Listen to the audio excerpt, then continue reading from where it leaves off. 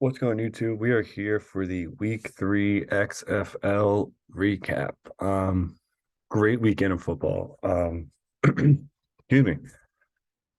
Starting on the Saturday night game, three great games. The fourth game wasn't as close, but not a bad game, I would say. So we'll get into that. Um, we'll start first with the Seattle Vegas game. Really tight game through and through. Tied at halftime at 9-9. Vegas scored 11 points. Um, Seattle was able to come back in the fourth, and on 4th and 2 with about,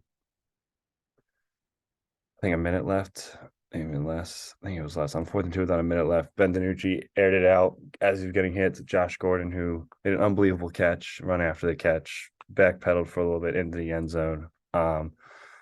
Dragons got their first win of the year. Vipers unfortunately fall to 0-3 despite being a pretty competitive team throughout this year. We'll go to the stats. Ben DiNucci,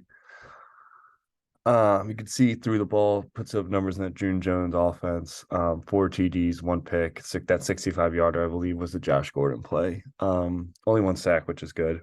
Ran the ball pretty well as a team. You can see 25 rushes, 143 yards. I like to see that. Morgan Ellison had a monster game. Josh Gordon and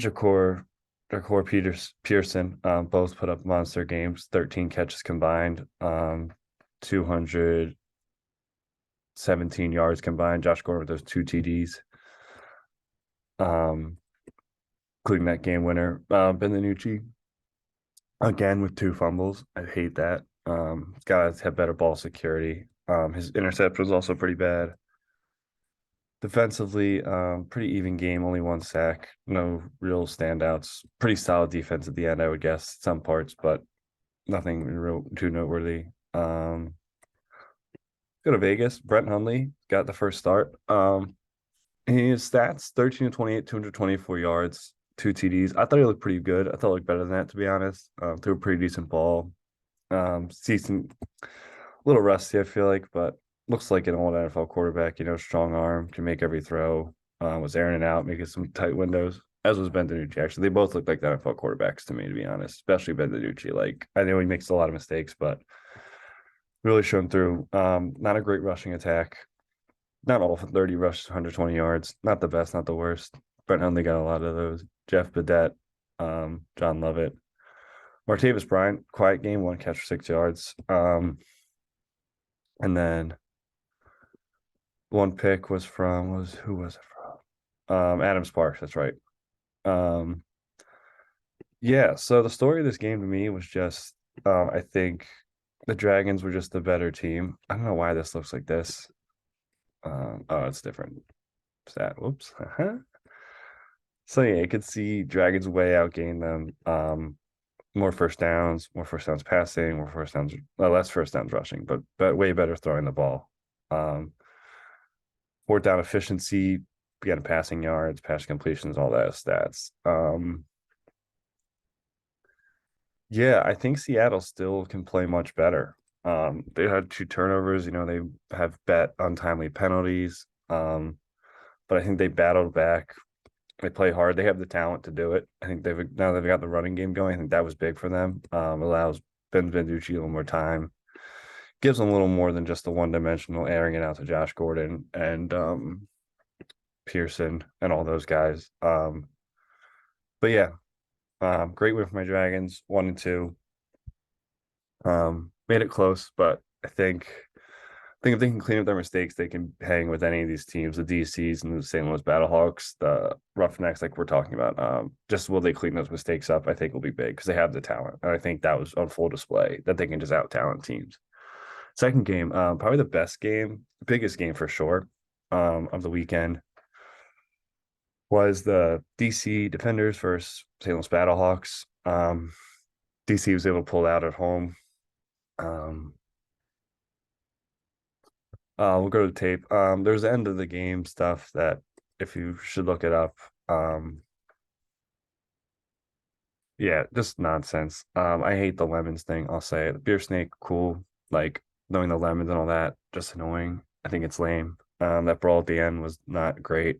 I think Elvis has to kind of mature a little bit, and kind of step it up, to be honest. But um, St. Louis, AJ McCarron, 20 put the there he's gonna put the stats to the ball 42 times, um, four touchdowns, two picks, got sacked four times.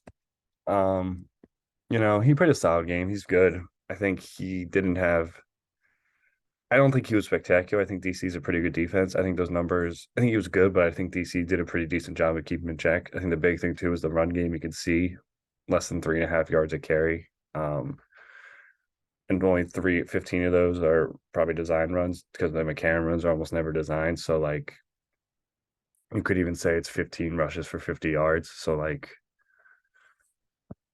um just not dynamic enough on the ground. I think DC did a really good job. You could see that.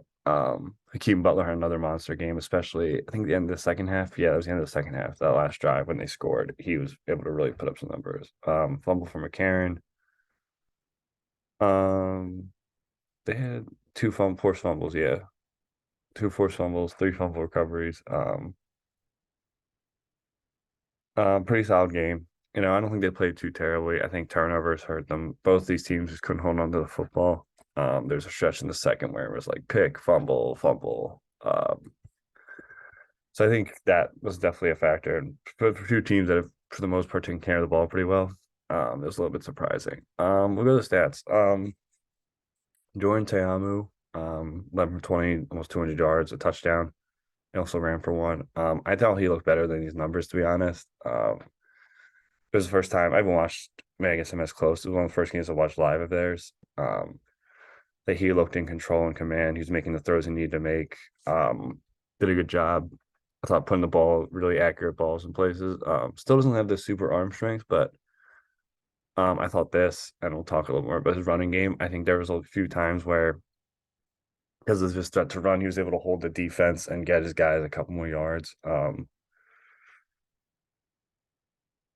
Um, so he was able to do that. I thought he looked great. The Derrick King thing, I don't think it was his fault. I think he really struggled. You can see he only had 9 rushing yards. They got sacked twice. I think the problem is, and our friend coach talked about this, teams just game plan for that and they're too smart. And they know what's coming. So I think it's too easy to game plan for him. I think you have to use him very sparingly. I think you have to vary the looks more. He threw a touchdown, I know, but I think Tom was playing too well in this game to do that, to be honest to me. But it is what it is, I guess. I think Teamu should play. I think the Derek King thing should be if we really need a pinch or like once every five, like once, I don't know how often, but way less than they're using it because they drive down the goal line, they take Teamu after all these drives. Lucky Jackson had a good game, solid game rushing the ball. The big thing about them is they'll commit to running the ball, which is good with their backs. You can see with their backs, 27 carries over 100 yards. Quarterbacks weren't as efficient, but you look at those running backs, they're able to be very efficient. Yeah, three fumbles. Can't have that. Two picks for the defense. Kentel Bryson, Michael Joseph. Yeah, so this was a big game. Secures DC at 3-0 in first place. Could hope should be able to control their destiny. And St. Louis, I think they were getting not lucky, but just come from behind. Kind of some of those games. Like I think I want to see them put a complete game together, which I haven't really seen yet. But like a wire to wire win, where they just own. It's a tough game, but we'll see. We'll move a little quicker through this game. Renegade, Arlington, and Guardians. I know a game a lot of bettors are probably sweating out. Guardians played hard. Paxton Lynch looked competent, I thought. I didn't watch too much of this live. I thought this would be an easy game to miss. They got some other things done. But Paxton Lynch looked solid, ran the ball pretty well. You could see. Not great rushing attack, but Paxton Lynch looked perfectly fine. He had some more time. I know he got sacked four times, but on a lot of his other throws, he had some time to throw the ball, which is huge for him. Couple fumbles, can't have that. Just can't have it. Defensively, yeah, they looked pretty solid. Couple sacks. They're able to keep him out of the end zone. Um, Pretty solid effort from the Guardians. They weren't able to get it done, but I thought this was the only time I've watched them that I thought like they look like a real team, and you could see that in the locker room after they felt a little better. We finally got Kyle Sloter. He was a little rusty. I think these stats, only 5.4 yards per attempt. Not stellar. I think he just gives them another dimension. He didn't run the ball as well, but he just makes throws. I think that Drew Play can't. I think this will be the great. I think this will make them better going through. I know they only put up 10 points today, but their offenses are struggling all year, which they need to get that going. Yeah, 27 carries, 2.4 yards a run. You can't 64 yards. You can't have that. They need to run the ball better. They need to figure something out. I don't know if it's their line. I don't know what it is, but they need to figure that out. Defensively, that's what carries them. They have 4 sacks on the year. Forgot to mention DC also had a pick six, which is huge for them. All these really good teams have really good defenses, and opportunistic. They make plays when they need to. They get picks. They do everything like that. They make picks. They force fumbles. They take advantage. I think Arlington's offense. I know they're 2-1 and they're lucky to be there, but I think they really need to get it going. I think San Antonio could easily be the team to beat them, but um, yeah, it was only 1 point win. It was pretty close to the end. I thought they had driven down. Their thought Orlando had driven down the field, but then after an injured player, I think it was, they ruled that the pass was incomplete. Paxton Lynch threw like 40 yards down the field to like the 40-yard line or something. Ruled incomplete. Kind of sealed the game, unfortunately. This is the night game. San Antonio versus Houston. Um, um, yeah. So this game, San Antonio played pretty well, I thought. But unfortunately, just weren't able to get it done. Um, sorry. Um, but yeah, I thought from when I watched this game, I didn't watch the entire game live. I did some highlights and stuff. But I thought they looked pretty solid. Houston just, you know, I think Houston can just do it. Can beat anyone right now, to be honest. I don't think they're the best quarterback. I don't think they're the best running back. The running game's solid. Um, Brandon Silvers looks awesome in this system. I don't know what it is. He looked pretty bad as Seattle QB, but looked good in this one. Cole McDonald didn't do much. Brandon Silvers still throws those 1 or 2 picks that you're like, man, just what are you doing? I'd like to see Cole McDonald get a shot, but I get it. They're undefeated. He's playing pretty well. He's throwing the ball. I'm happy for Brandon Silvers to get the opportunity on this stage. He struggled a little bit the first go around the XFL. Not necessarily his fault. Again, you see another team that won just running the ball 30 times a game. I think some of that's cyclical. You get ahead so you can run the ball more. I think running game just hasn't been emphasized enough for most of these teams. And I'm glad to see you could see that if you can establish the run, it really helps you with your passing attack and then helps you get ahead in milk drives. And then it allows you to it feeds into itself so you can get more carries. No, Kirkland had a good game. Yeah, those two TDs, no fumbles. How many did they have an intercept? Yeah, 1 pick, 1 sack. Um, this is pretty solid. Roughnecks did what the Roughnecks are going to do. Played good defense. Here's the Brahmas. They went down early. Jack Cohn struggled. You can see 8 of 20 for 64 yards. It's not going to get it done. Um, I mostly liked him this year, and that Roughnecks defense is tough, but that's just not going to cut it. And the running game was solid, but not gonna not good enough to compensate for that. Defensively, they didn't play terribly. I didn't think. What I saw, not the best quarterback play, but I thought, they did okay.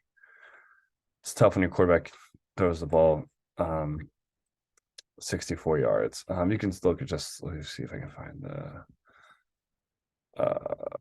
where's this total yardage? Yeah, you see total yards. They had double the yards, over double the yards of the Brahmas. I mean, that tells a story in this one.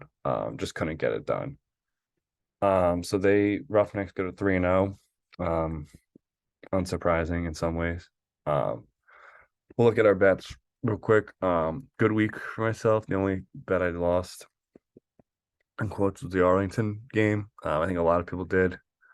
I knew DC would cover. Picked all the winners. Arlington was the only one. My best bet, which I was smartly didn't make this Arlington game, was the San Antonio Houston game.